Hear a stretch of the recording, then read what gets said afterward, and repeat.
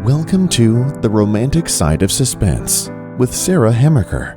In each episode, she'll talk with your favorite romantic suspense authors. They will take you behind the scenes of the writing process, giving excerpts from their writing, and share stories about their writing life. Hello and welcome to The Romantic Side of Suspense. I'm your host, Sarah Hemmerker, and I'm so glad you joined me.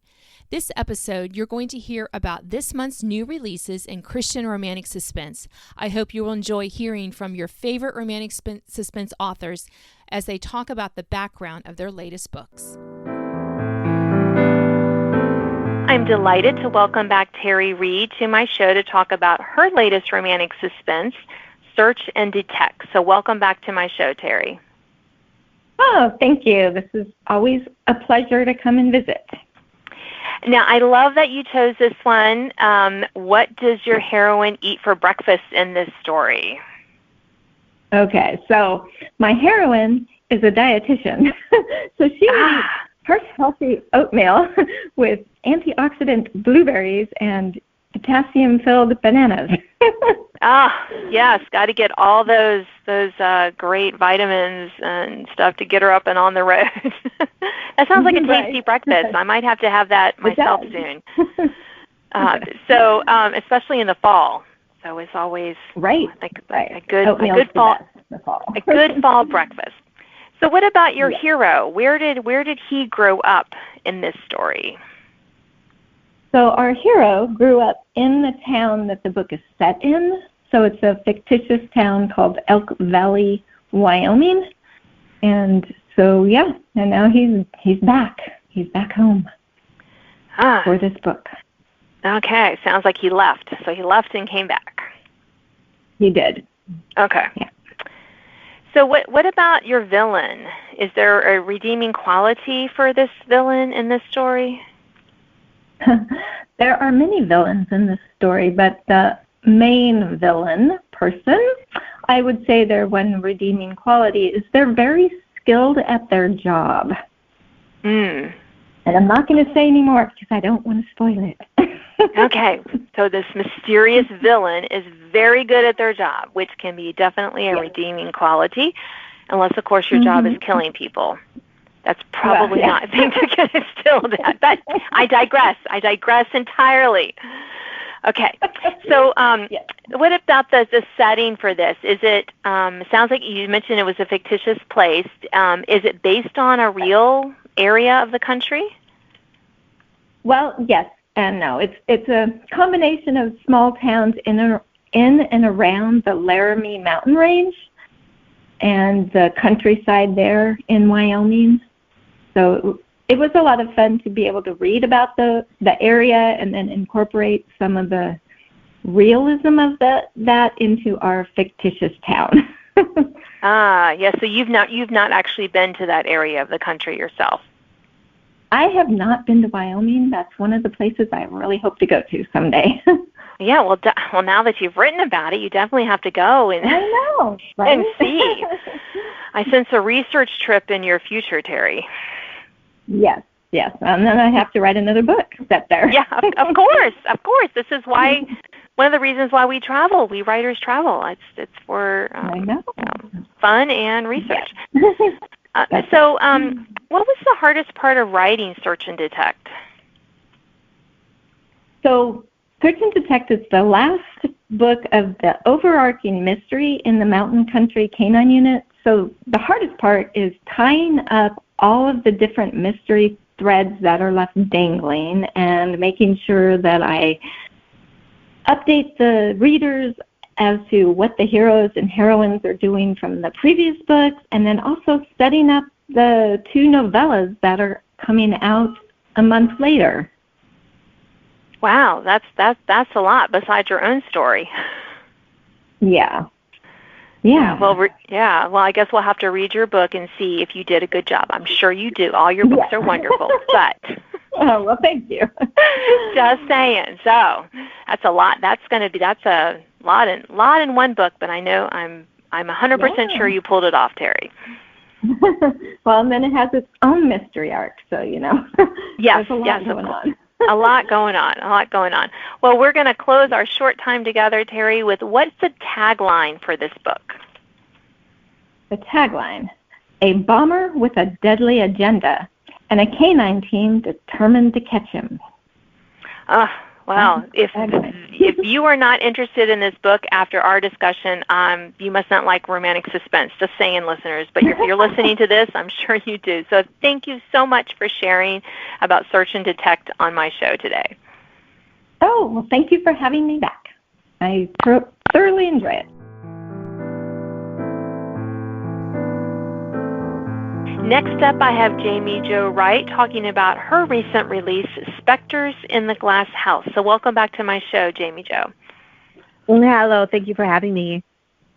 So let's start with the heroine's name. Why did you want to pick this particular name for your heroine? The heroine's name, Marion Arnold, is actually my grandmother's maiden name. And I wanted to name a character after her. She was the grandmother that I would curl up with on the couch when I was little, and we would watch TV together, and she'd make me homemade macaroni and cheese. And I always knew her as Grandma Wright, but her maiden name was Marion Arnold, so I wanted to nod to her. Oh, I love that. I love how we can have those family connections. So that just makes it extra special, I think. What about your hero? What is his greatest fear in this story? Well, I have two heroes because I write in two different time periods. The hero, Felix, from the historical time period, his greatest fear really is what can he accomplish now that he is no longer fully what back in those days they would have considered a full man. He's had a leg amputation from World War I. He's a World War I veteran, and a lot of people look down on him as not being able or capable, and he's looking to become, the hero for the heroine and show her that he can still do anything and everything that God has given him to do. And then the hero in the present day, his struggle and greatest fear is really his deepest, darkest secret. So if I say too much about it, it would be a spoiler. But I will say that he also struggles with that deep sense of, can I be valuable as a man when I don't fit into the stereotype of that alpha male? Yes. Yeah, that's always the stereotypes, man. Yeah, right? Sometimes they're fun, but... yeah, they can definitely trip you up. Let's switch to the villain, and I know you write split time, so just tell us who or what your villain loves the most, in whichever time period you want. Well, our villain really likes justice, and it's justice through their eyes. It's how they see the world ticking, and both villains in both time periods have an element of things that they want to see being brought to justice, being redeemed, and so their attempts at redemption are very twisted and very different than how we may view redemption. Yes. Redemption is, I know you think it's always positive, but it doesn't always come across as positive. So what about the story? It can sometimes have different... Yeah, go ahead. I was just going to say, it sometimes have different meanings to different people and different mindsets. So yeah, definitely. So what about why this story's setting? Where is it set, and why did you pick it? Well, the story is set in the 1920s in the historical setting, and so it's definitely Prohibition era. And I set it just outside of Milwaukee, Wisconsin, which Milwaukee is known as Little Germany. It's the heart of the breweries, especially in that era. And the Prohibition had a really strong impact, obviously, then on Milwaukee, which was known for its beer gardens and liquor and alcohol. And so I wanted to set it in that area without specifically setting it in Milwaukee. So we're just outside at the summer home of a Milwaukee brewery baron's place there out in the country. Lovely. And what about the why this story, or stories in your case? Why did you want to write these particular stories? These stories, without giving away spoilers, I wanted to be able to have characters that were struggling with really intense struggles that cannot get conquered at the end of the story. So often we have those struggles where it's like we want to see them conquer it. But sometimes in life we're given struggles that we know there's no conquering. There's something we have to live in. A little bit like the thorn in the flesh, so to speak, that it's always going to be there. So because it's always going to be there, how then do we proceed ahead when redemption looks different to different people and justice looks different to different people? And how does it look through the eyes of our Creator? Ah, I love that. I love how we can weave those kind of messages into our books, because life is messy and sometimes the endings are not quite as tidy as we would like. Exactly. So we're going to close our short time together with what's one thing you want readers to know about Specters in the Glass House? Specters in the Glass House is definitely meant to be a thrilling and creepy read. However, a lot of people ask me, do you have real ghosts and real specters in your book? And I always like to say it's a little bit of Scooby-Doo in that the sheet comes off at the end and you see the culprit revealed underneath. Ah, yeah, a little bit of those smoke and mirrors kind of thing going on. Yeah, there's a lot of bit of smoke and mirrors in this thing. Yeah. Well, it sounds like a great fall read, so thank you so much for sharing about it on my show today.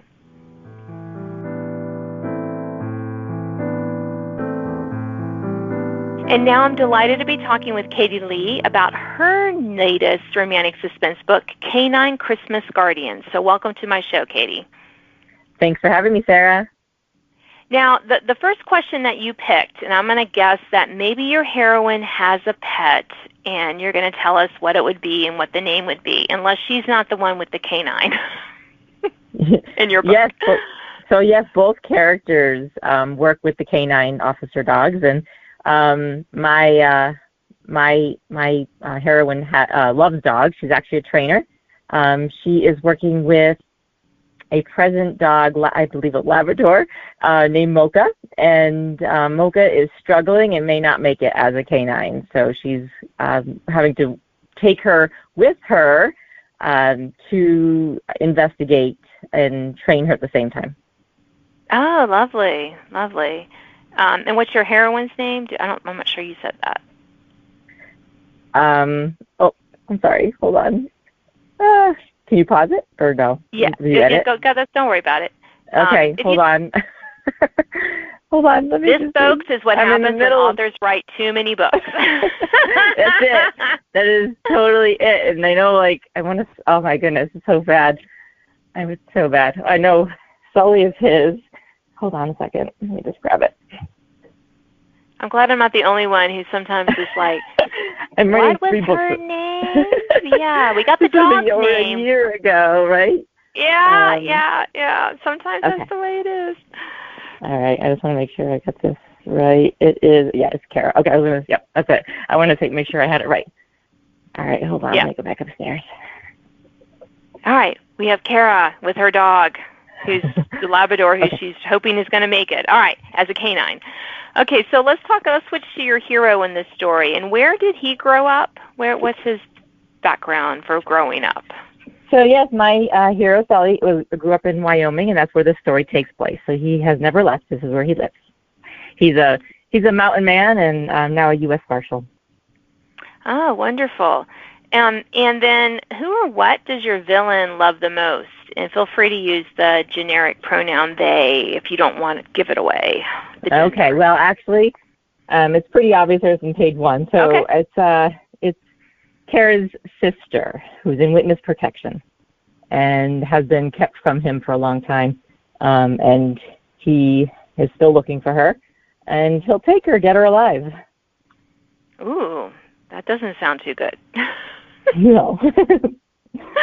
So you mentioned Wyoming. That's where your hero grew up, and it's also the story setting. So why this particular setting? Why Wyoming for this story? So this is a part of the continuity series with Romantic Side of Suspense, and the headquarters of the Mountain Country Canine Unit is in a fictitious town, kind of like Laramie, though. And when I was told that my story would take place in Wyoming, I was very excited because I love the Tetons and Jackson, and so that's where I really focused it on, in that area. Ah, lovely. And what about the genesis of the story? I mean, you mentioned a little bit about it, but how did the story idea, the germ of the story idea, I guess I should say. Right.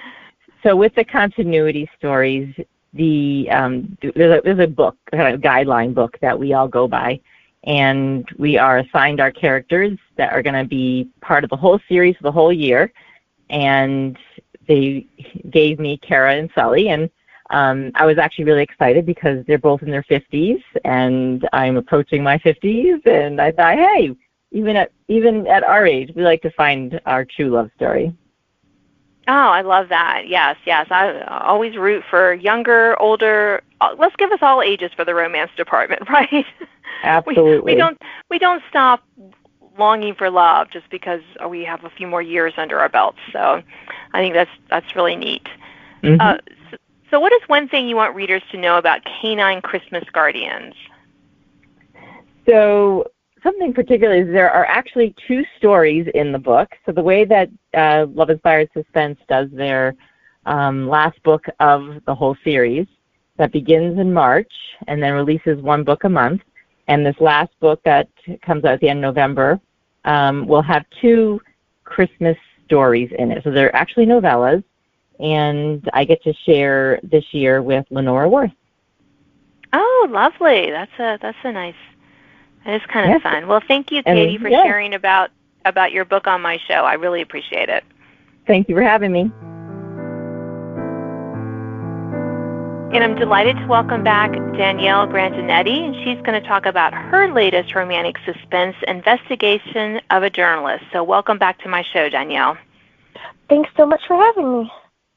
So let's talk about your heroine. How does she feel about love at the start of this story? Well, I would say she's probably on the more confused side. This is she was left at the altar months before her wedding. So when her ex-fiancé shows up on her doorstep needing her help, I'm not sure she knows quite what to do with that. Yeah, well, that would make you a little leery of yeah. love a little bit. So let's talk about your hero. What is his greatest fear in this story? So I can't give too much away because this is the series finale, and there's a major spoiler in book 1, or in chapter 1 for the series. However, his greatest fear is wrapped up in all the sacrifices that he has made to get to the point where he's at in the series and in his life. Becoming all undone, and it causes all sorts of problems for that. But that is his greatest fear, that all that he has sacrificed is for naught. And what about the villain? Why did you decide to make this person the villain? So, as with a lot of suspense, there's not just one. The obvious villain in the story is the journalist who has been a pain in everybody's side the whole series, and so pitting journalist against journalist was super fun. However, as suspense goes, is he really the true villain? At the end of the day, they're actually after somebody else, and yeah, you know how all of that goes. Yes, I do know how all of that goes. Yeah, it's always fun to have one person and then go, well, you know, it really might not be that person, or they may have done some things that are bad, but maybe they're not totally bad. Right. So, so that's the little bit of mystery, a little bit of, suspense and mystery, kind of, I weave the two together. Yes. In this one, for sure. Oh, so let's talk about the story setting. Why this setting? Yeah. So this setting is, it's in the small town I created for the series, Harvard and Crow's Nest. And one of the things that I'm most excited about with this book is that it bookends the first book. And my cover designer captured that feel of it by actually using the same background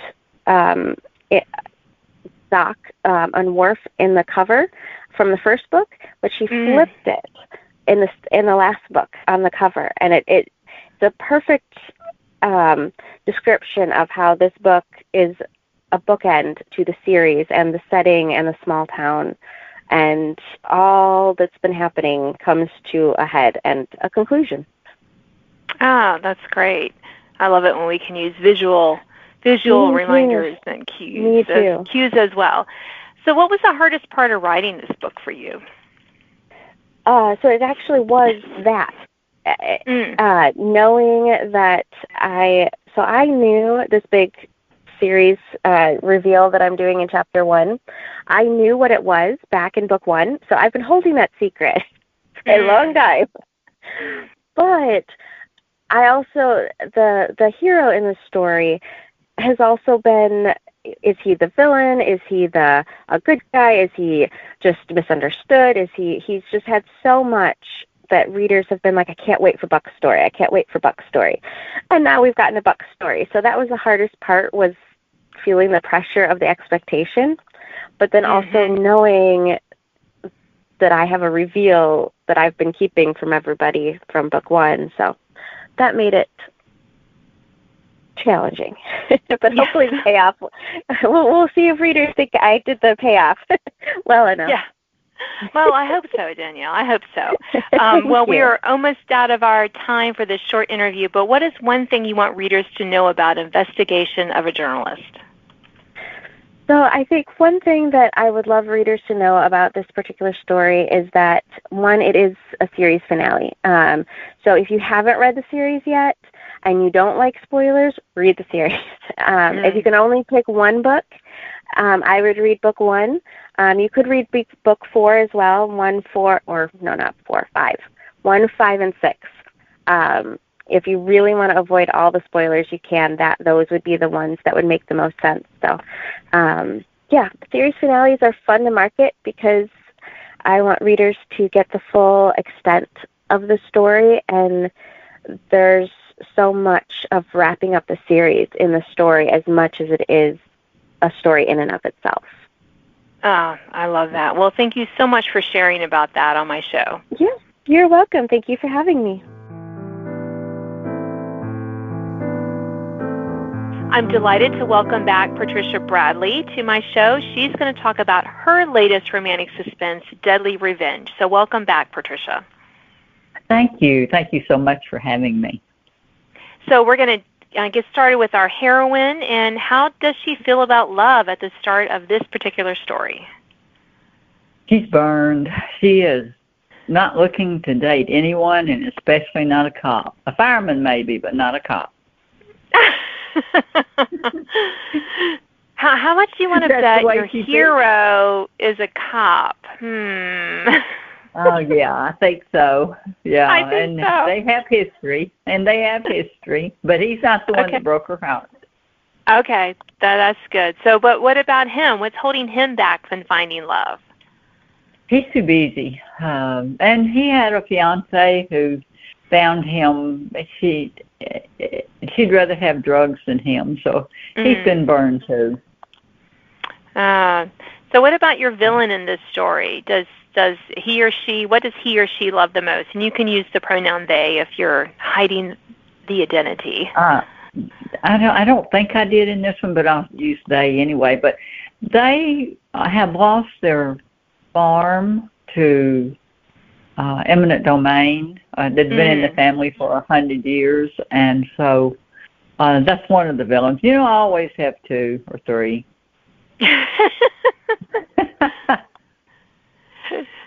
So what? So they love. I guess they love their family the most, then, and they love their family, and they felt they were wronged, and so they're out to get revenge, or not get revenge. They're out to make things right.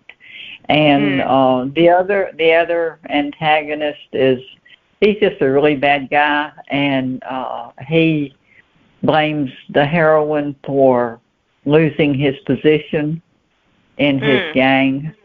So he's out to fix her. Yeah. So what about the story setting? Why did you pick this particular setting for this story? 2 reasons. 1, I want to visit my sister in Chattanooga, and 2, I love that area. I love going to Chattanooga, and this is not set in Chattanooga, but it is in that area. And the mountains there, they're not the high peaks of the Rockies or even the Smokies, but there's just something about that area that draws me. All right. I love it when we can write about areas that we really love and we love to visit. So that's always, I think it always makes it a little more special. So what about this particular story? Why were you compelled to write this story in Deadly Revenge? Once I locked on to the eminent domain part of it, it's like, because we went through that twice as the highways came through here, so I was familiar with it. I saw how passions could be stirred. In fact, when they were putting the highway through here, and North Mississippi desperately needed the 4-lane highway, but the surveyors were shot at because people didn't want to give up their land for anything, even for the public good. So to me, I locked in on the passions that eminent domain can sometimes bring to the table. Yeah, and it's something that not everyone's familiar with either. If you haven't personally, like you said, personally experienced it, it can be, you don't really understand, all the nuances. Right. And then you find out that maybe somebody benefited and that the project wasn't even necessary. And I think that's what that can really stir up people. More people are killed in this area over boundary lines, or they used to be, and that's part of the emotion in it. This property, right? Yes, especially property that's been in the family for 100 years. Well, yes, exactly. Those legacies can really stir people up. So we are almost out of time today, Patricia. But what is one thing you want readers to know about Deadly Revenge? That God's in control, and while we can't, all we can do is look to Him and His principles to solve these problems that pop up like this, and that there's some things that we can't fix, and we have to accept. I love that. So I love how we can really write those biblical truths, right, in our books and kind of get those across to our readers. So thank you so much for sharing about your newest release today. Thank you. I love being here. Thanks for listening to The Romantic Side of Suspense with Sarah Hammaker. If you enjoyed this episode, please leave a review. You can sign up to receive notifications of upcoming podcasts and listen to previous editions at sarahhammakerfiction.com.